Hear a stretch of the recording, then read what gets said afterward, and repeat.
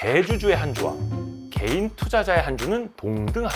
와이즈 부스터 위에 있는 박스와 아래에 있는 박스는 동일하다. 똑같은 거예요. 일반적으로 재벌 그룹사였으면은 이거 제안한 사람 비싸대게 날아갔습니다. 우리 아들 물려줘야 되는데 이게 메리츠.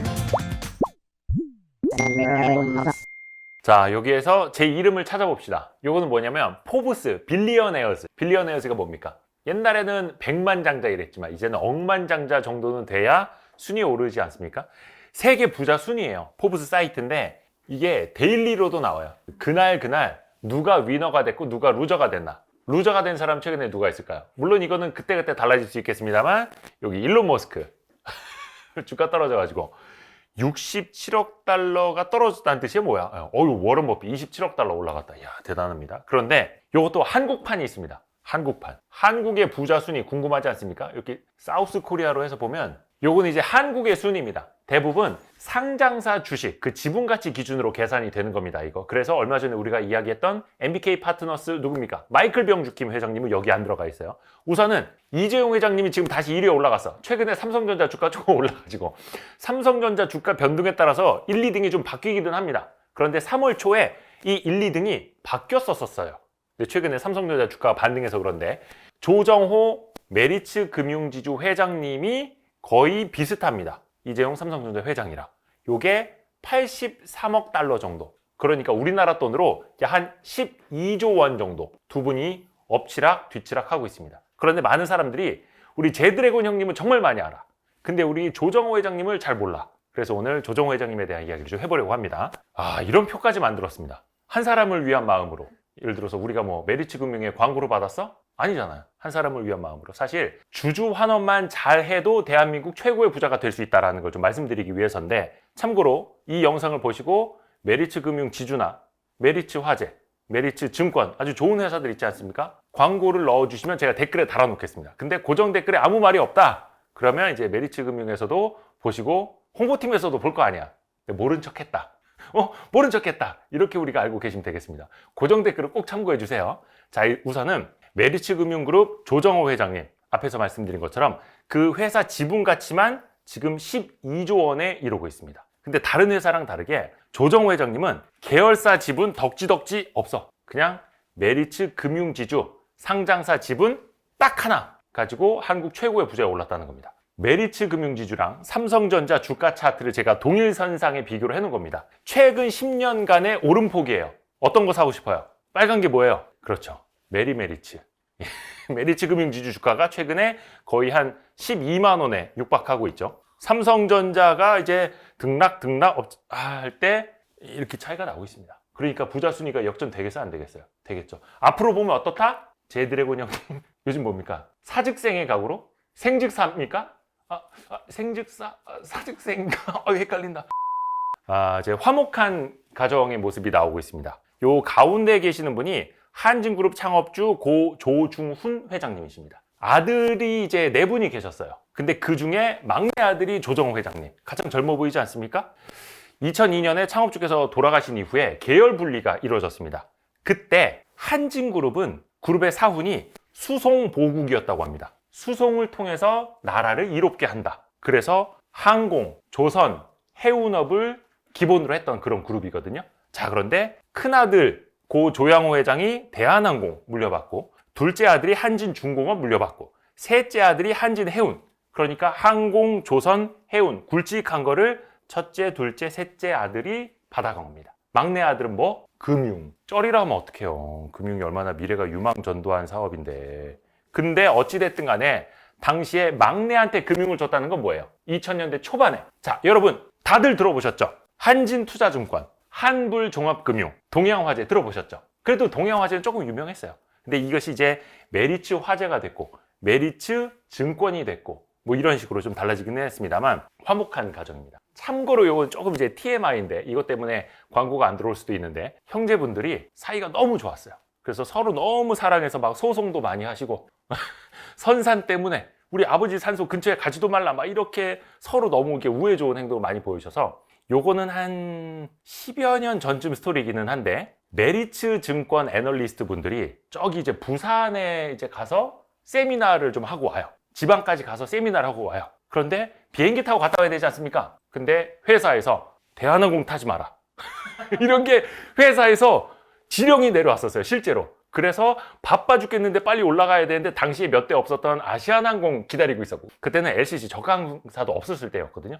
그래서 그분들이 힘들게 아시아나항공을 기다렸다 타고 왔어야 됐었다. 왜? 회장님들 사이가 너무 좋으셔서 그 정도까지 갔었던 집안이긴 한데, 어찌됐든 간에 당시에 가장 찬밥이었던 넷째가 지금 대한민국 부자 1등이 됐다는 겁니다.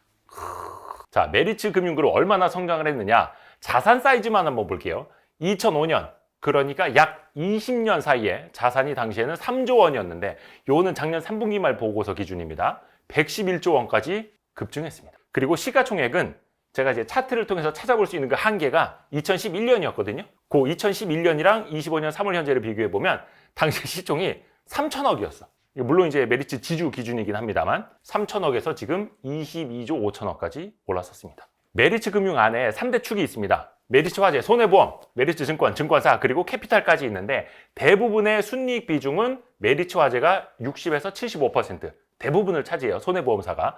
증권이 20에서 25% 정도 차지를 하고, 캐피탈은 5에서 10% 정도. 실적 증가세 한번 보십시오. 이 회사의 순이익, 금융사니까 순이익을 볼게요. 20년도에 4,800억 원대에서 7,900억, 1조 거의 4천억, 거의 2조. 물론 이제 좀 이 이후에는 합병 효과도 있습니다만 2조 거의 4천억까지. 그리고 25년도에는 조금 성장세가 둔화되는 것 아니야? 라는 이야기가 나오는데 주가는 왜 계속 올라? 그건 이따가 말씀드릴게요. 중요한 것도 EPS 아닙니까? EPS 중심의 경영을 하고 있으니까 계속해서 늘고 있죠. 이제 12,000원대까지. 그리고 여기에다 중요한 건 뭐다? EPS는 뭡니까? 순이익을 주식 수로 나눈 거지 않습니까? 그러니까 주식 수가 줄어들면 어떻게 돼요? EPS는 올라가겠죠. 메리츠 금융이 열심히 하는 게 뭡니까? 주식을 줄이는 거, 자사주 매입해서 소각하는 거 열심히 하고 있죠. 그러면 향후에 이 EPS가 더 올라갈 수 있다는 사실. 이거는 참고만. 사실 메리츠 금융이 회사가 쪼개져 있었어요. 메리츠 화재, 메리츠 증권이 다 따로 상장이 돼 있었거든요. 그런데 2023년 3월에 메리츠 금융지주 안에다가 100% 완전 자회사로 편입을 합니다. 이 두 회사를요. 당시에 지주사 주식 교환 방식으로 상장 폐지를 시켰어요. 지주사 주식 교환 방식 어렵죠? 쉬워요. 긴장하지 마세요. 와이스트릿입니다. 설명해 드릴게요. 자, 지주사가 있고 자회사가 있어. 동시에 상장이 돼 있어. 근데 이 자회사를 100% 자회사로 만들고 싶어요. 그때 어떻게 하냐면 다른 이제 주주들이 있지 않습니까? 이 자회사의 주주들. 이 주주들에게 신주를 발행해 주는 거예요. 그러니까 너희 주식을 우리에게 줘, 지주사에게. 대신에 이 지주회사, 메리츠 금융지주의 신주를 발행을 해서 당신들에게 드릴게요. 그거랑 바꿉시다. 그러니까 자회사 주주들은 메리츠 금융지주, 지주사의 주식을 갖게 되는 거예요. 이해 갑니까? 그렇게 되면서 100% 자회사가 되면 당연히 상장 유지도 안 되는 거고 상장 폐지해서 다 안에 품게 되는 거죠. 그러니까 어느 주주건 간에 이 지주사 주식만 갖게 되면 그 안에 100% 메리츠 증권, 100% 메리츠 화재를 품게 되는 겁니다. 이 정확히 거꾸로 되는 게 뭡니까? 물적 분할 재상장.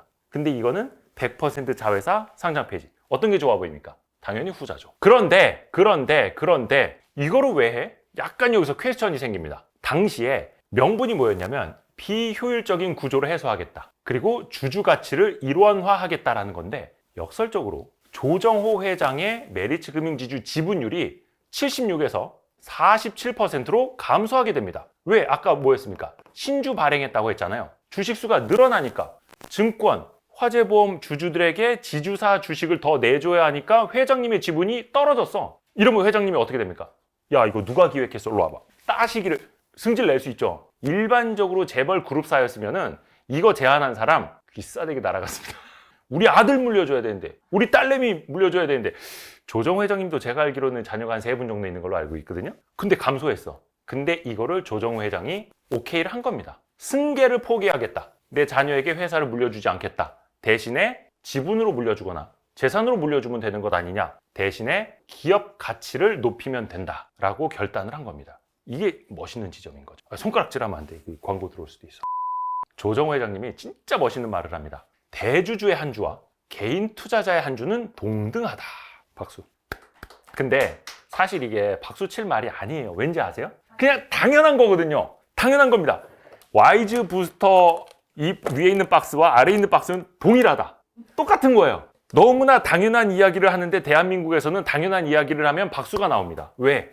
그만큼 비정상적인 대한민국이기 때문에. 자, 이 말씀을 2022년 11월에 컨퍼런스 콜, 그러니까 실적 발표할 때 조정호 회장님이 마이크를 딱 잡은 겁니다. 자녀에게 기업을 승계하지 않겠습니다 라고 공식적으로 선언을 합니다. 그리고 23년도에도 이런 말씀을 하셨어요. 대주주의 한 주와 개인 투자자의 한 주는 동등한 가치를 가져야 합니다. 또 하나, 우리의 모든 주주 환원 행보의 그 기저에는 이런 생각이 있습니다. 지금 솔직히 유튜브 보면서 박수 치는 사람 손 드세요. 댓글 해주세요.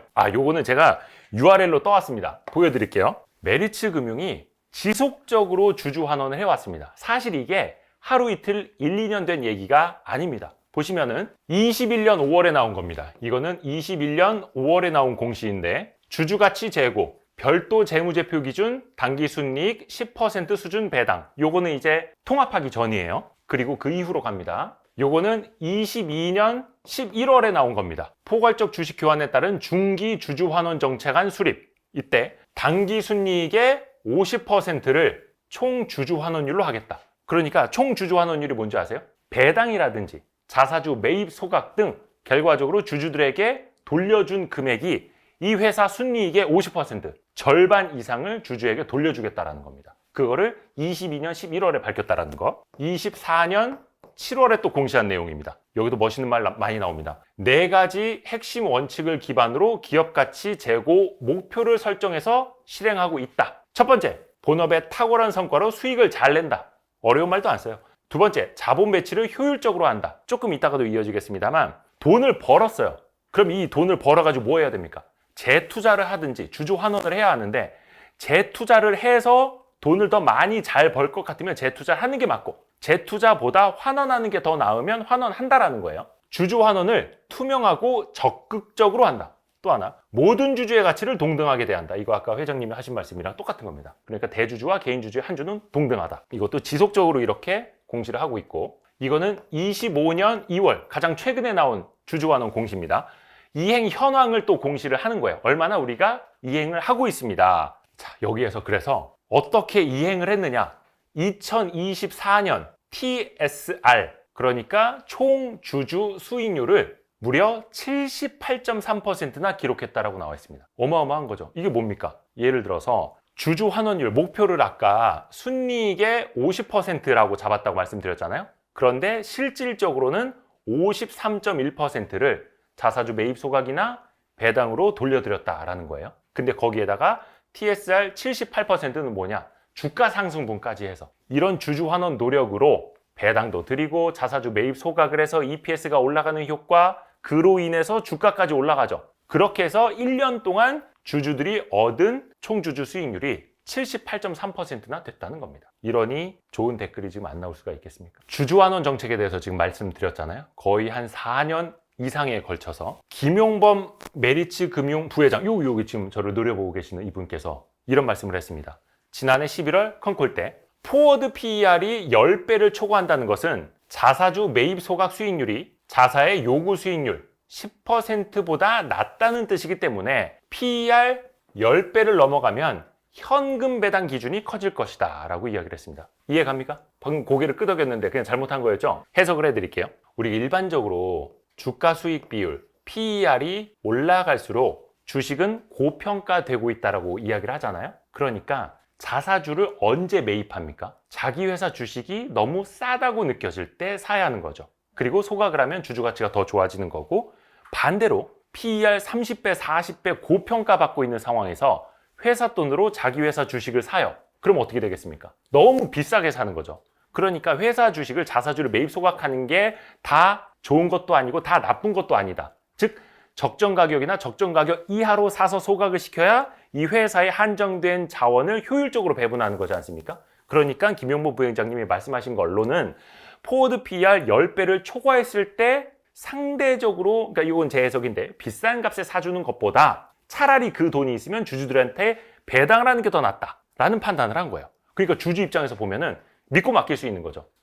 그러니까 주가가 좀 안 좋을 때는, 그러니까 PER 10배 이하로 저평가 받을 때는 회사가 자사주를 매입 소각하고, 조금 고평가 받을 것 같을 때는 차라리 매입 소각보다 배당을 훨씬 더 많이 하고, 이러니까 주주들 입장에서 그냥 믿고 기다리면 되는 거예요. 또 하나, 비과세 잉여금 총 재원이 2조 195억 원이 있다. 현금 배당은 올해와 마찬가지로 전액 비과세에 해당될 것이다. 여기에서 또 하나 마법이 나옵니다. 비과세 배당 마법. 최근에 우리 출연하셨던 뭐 김기백 매니저나 이런 거 표현을 많이 좀 해주셨죠. 일단 이자 배당 소득세율이 14%거든요. 거기다 지방세율까지 더하면 15.4%가 됩니다. 근데 이자 배당 소득을 연간 2천만 원 넘게 받으면 종합소득으로 과세가 돼버립니다. 그러니까 다른 있던 사업소득, 근로소득까지 합쳐가지고 과세가 되다 보니까 과세 표준이 더 높아져요. 그러니까 세율이 더 높아지거든요. 극단적으로 50% 가까운 세금을 내야 할 수도 있어요. 아깝잖아. 그러니까 기존의 다른 회사 대주주들은 어떻게 합니까? 그래서 배당을 많이 안 하죠. 어차피 내가 배당 받아봐야 절반을 다 세금 내야 되는데. 근데 여기에서 마법을 부리는 겁니다. 뭐냐? 주식 초과 발행금, 주식 발행 초과금이라고도 하는데, 그 주식 발행 초과금을 이익 잉여금으로 전환한 다음에 그걸 재원으로 배당을 하면 전액 비과세 배당이 됩니다. 이해가요? 이해 못했잖아. 근데 왜 자꾸 고개를 끄덕이냐고. 한 번 더 해석을 해드릴게요. 여러분 긴장하지 마세요. 와이스트릿입니다. 야식잡설입니다. 이대호입니다. 믿고 기다리세요. 주식을 발행을 해요.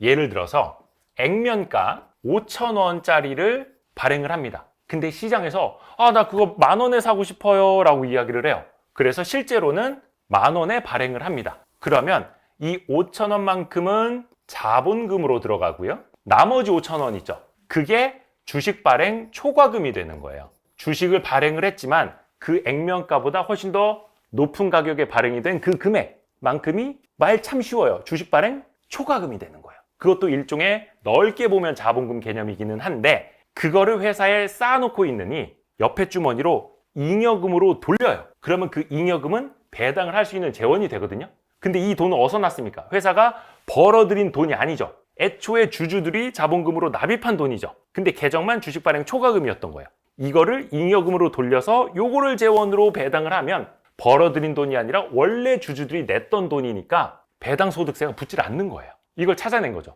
물론 예전에 뭐 한은컴퍼니라고 하는 사모펀드에서 먼저 발견한 거라고는 합니다만, 어찌됐든 간에 이 영향으로 메리츠 금융지주의 주주들은 세금을 내지 않고 배당을 받는 겁니다. 그리고 배당금이 커져도 금융소득 종합과세 대상에서 제외가 돼요. 그러니까 지금 주주들은 얼마나 좋아. 그런 마법이 있습니다. 그런데 이렇게 훌륭한 주주환원 정책을 수년간에 걸쳐서 메리츠 금융이 보여주고 있는데, 예전에는 시장에 오해를 받기도 했었어요. 요게 2021년 5월이거든요. 21년 5월의 주가 차트인데, 이때 주가가 속된 말로 부러졌습니다. 하루에 한 15% 이상 폭락하기도 했었어요. 이게 무슨 일이 있었느냐? 그러니까 요거는 이제 3사 통합하기 전이었는데 뉴스 하나를 봐야 됩니다. 2021년 5월 17일 뉴스입니다. 메리츠금융 3사 배당 감소 우려에 주가 10%대 급락. 배당 감소에 대한 우려가 제기되면서 주가가 급락했다라는 건데, 이때 투자 의견을 매도로 제시하는 이례적인 보고서도 나왔다라는 거예요. 근데 이때 앞서서 말씀드린 그 세 개의 회사가